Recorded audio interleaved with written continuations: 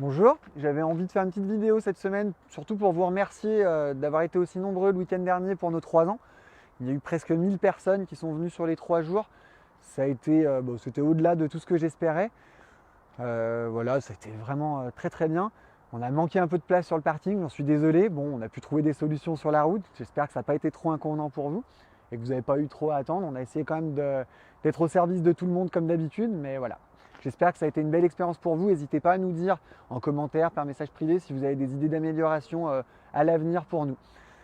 Bon, ça c'était vraiment le petit remerciement parce que vraiment je suis très très content.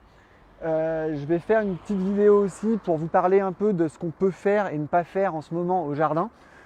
Ça me paraît quand même relativement important. J'entends beaucoup de choses, beaucoup de questions. Une des principales questions qu'on me pose, c'est sur les tomates, les géraniums, les choses comme ça.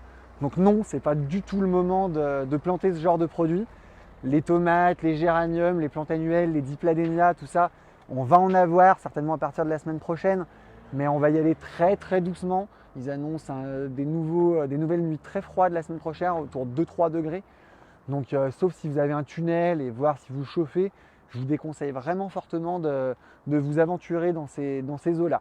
On va commencer à les sortir, comme je vous dis, la semaine prochaine, avec le conseil que je vous donne, c'est-à-dire si vous pouvez attendre, faites-le. Voilà. Je sais qu'on en voit un petit peu partout en jardinerie, j'ai fait un peu mon tour cette semaine. Je trouve que c'est pas cohérent avec une bonne utilisation de ces choses-là. Une tomate, ça se plante fin avril, hein, basiquement. Là, on va dire, allez, pour les presser, 15-20 avril, c'est bien. Voilà. Par contre, on peut faire encore plein de choses. Tout ce qui est arbres et arbustes, on est encore bien, il ne fait pas encore trop chaud. On arrive dans la dernière ligne droite, mais on peut y aller. Donc c'est de ça que je vais vous parler. Et puis après, si on veut vraiment mettre de la couleur, je vous avais montré dans certaines de mes vidéos un peu avant, les œillets, les plantes vivaces, des choses comme ça, qui vont vraiment avoir beaucoup d'intérêt et colorés. Voilà. Je vais re-rentrer dans cette zone-là, parce que c'est une zone où les gens n'osent pas forcément rentrer. J'ai deux entrées, celle qui était à ma droite au début de vidéo et celle-ci. Donc dans cette partie-là, j'ai beaucoup de pièces qui sont assez originales pour des projets originaux en fait. Notamment celui-ci. J'en ai livré un hier sur Lyon. C'est des super pièces. Alors bon, ça ne plaît pas forcément à tout le monde, mais c'est des oliviers taillés en nuages très très fins, avec beaucoup de plateaux. C'est assez moderne, c'est déstructuré. Bon, j'ai des clients qui me disent ah je trouve ça trop maigre. J'ai des clients qui me disent c'est assez moderne. Moi je sais que j'adore ça et c'est très résistant, ça reste de l'olivier et ça sort un peu des formes très classiques. Donc j'aime bien. Une autre plante que j'ai là juste à côté, que j'adore et qui marche bien chez nous, c'est l'arbousier. Je ne suis pas sûr de ne pas vous en avoir déjà parlé, mais c'est une de mes plantes préférées. Bois rouge, feuillage persistant, fruits orange, fleurs blanches, pousse relativement rapide, en isolé, dans des assez gros volumes, ça marche bien. Et le fruit est comestible, donc ça c'est super intéressant. Voilà. Oups. Ça c'est du goyavier, je ne m'arrêterai pas trop dessus, c'est vachement plus spécifique. Toujours dans les oliviers, sur des formats vraiment plus classiques. J'ai cette taille-là, alors c'est pas la taille qu'on avait en promo ce week-end à 29,90, à savoir que j'en ai toujours et que j'ai maintenu le prix. Donc si vous n'avez pas pu venir ce week-end, les oliviers à 29,90, on peut vous en avoir. Il m'en reste je crois une centaine en stock, donc il n'y a pas de souci pour en avoir encore un moment. Cette taille-là, elle est un peu moins haute, par contre le tronc est beaucoup plus gros. Donc elle plaît bien, c'est une taille qui coûte 100 €. On a un tronc avec un diamètre de 15-20 cm, donc c'est vraiment des pièces sympas. J'en ai un gros stock, faut pas hésiter à me demander, j'en ai encore en stock là-haut. C'est une taille que j'aime bien, que j'apprécie. Les palmiers, je vous en ai assez longuement parlé, j'ai un premier prix à 30 €, enfin 29,90 que j'ai dans les serres. Et ici, j'ai toutes mes autres tailles. On va en gros de 29,90 à 90, à 180, à 300 et j'en ai encore par là-bas dans les 500-600 sur des pièces énormes. Toujours pareil, l'idée c'est qu'on s'adapte à votre budget, vous achetez du temps. C'est un truc que je dis tout le temps à mes clients, vous achetez du temps. Une plante petite, si elle doit devenir grosse, elle le deviendra, ça dépend juste du temps que vous avez. Si vous voulez du gros tout de suite, c'est possible. Ici, ça va être tout ce qui est arbre sur tige. J'aime beaucoup utiliser ça, notamment sur les terrasses ou dans des fonds de massif. En fait, on ramène beaucoup de volume et de hauteur. Souvent, quand on ramène du volume, on n'a pas forcément la hauteur, on a des choses très compactes. Et en fait, avec la tige, on a les deux. Et avec des choses un peu fines devant, ça peut être des super effets. Donc voilà, il y a un gros choix, que ce soit du conifère, que ce soit du photinia pour mettre du rouge. Ça, c'est des variétés de photinia nains. Vous connaissez sûrement les photinia qu'on voit en haie qui montent à 4, 5, 6 mètres.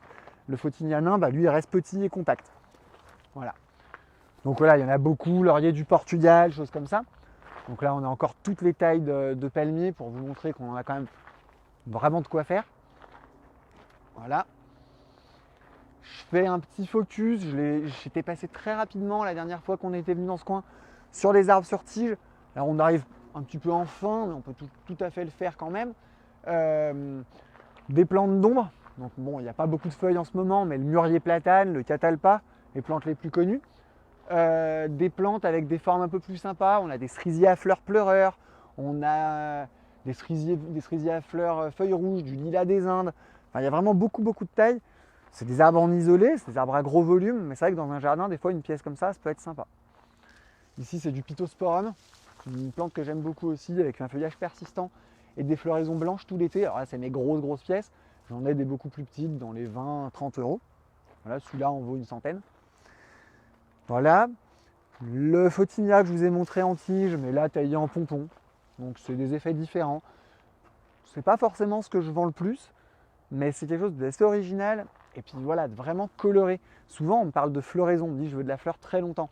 Mais la fleur très longtemps, c'est rarement le cas sur des plantes qui ont une longue durée de vie.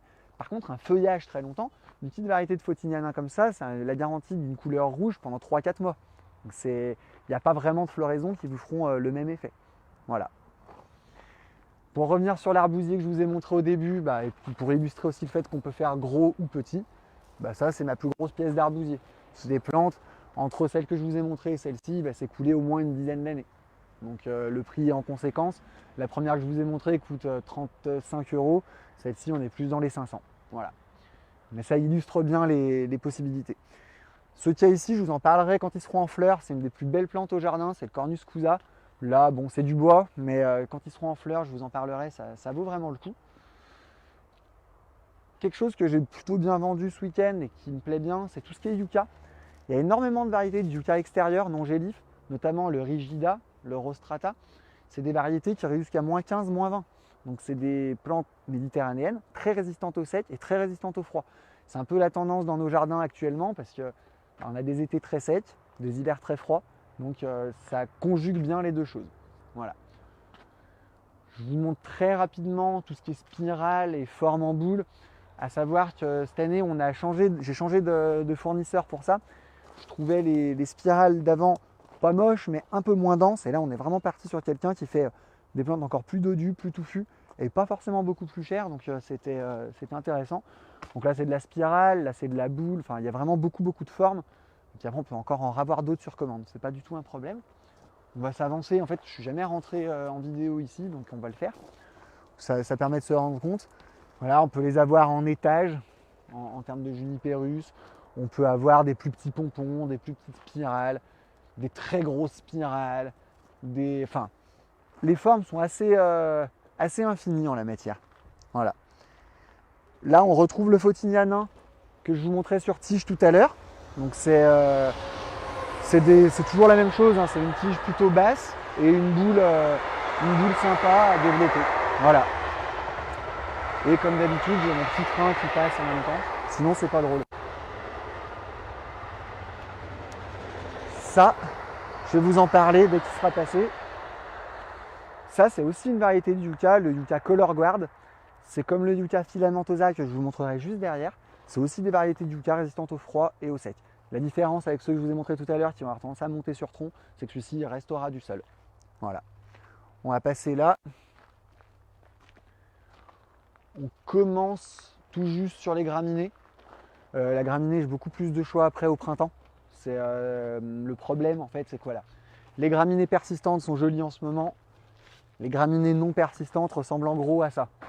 Donc c'est un petit peu plus dur de s'imaginer à quoi ça va ressembler. Après, on a les photos bien sûr, mais c'est vrai que toutes les graminées fines et longues, on les vend plutôt en fin d'été, début d'automne, voire au printemps, parce que c'est des plantes assez peu exigeantes en termes d'arrosage.